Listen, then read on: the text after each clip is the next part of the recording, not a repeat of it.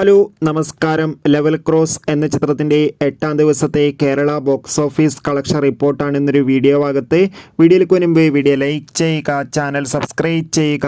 ഈ വരുന്ന ജൂലൈ മാസം OTT റിലീസ് ചെയ്ത ചിത്രങ്ങളും ഇനി ഓഗസ്റ്റ് മാസം അങ്ങോട്ട് OTT റിലീസ് ചെയ്യാൻ പോകുന്ന ചിത്രങ്ങളുടെ വീഡിയോ നമ്മുടെ ചാനൽ ഭാഗം പരിശോധിച്ചാൽ നിങ്ങൾക്ക് കാണാം.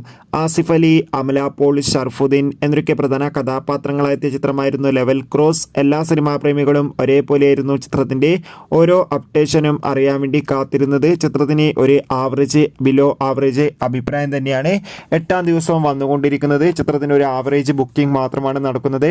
അതുകൊണ്ട് തന്നെ കേരളത്തിൽ നിന്ന് മാത്രം ഇന്ന് ഏകദേശം 20 ലക്ഷത്തിൻ്റെ അടുത്ത് കളക്ഷൻ ലഭിക്കുമെന്നാണ് ട്രാക്കിംഗ് റിപ്പോർട്ടുകൾ സൂചിപ്പിക്കുന്നത്. എന്തായാലും നമുക്ക് കാത്തിരിക്കാം ലെവൽ ക്രോസ് എന്ന ചിത്രത്തിൻ്റെ കൂടുതൽ കളക്ഷൻ റിപ്പോർട്ടിനായി.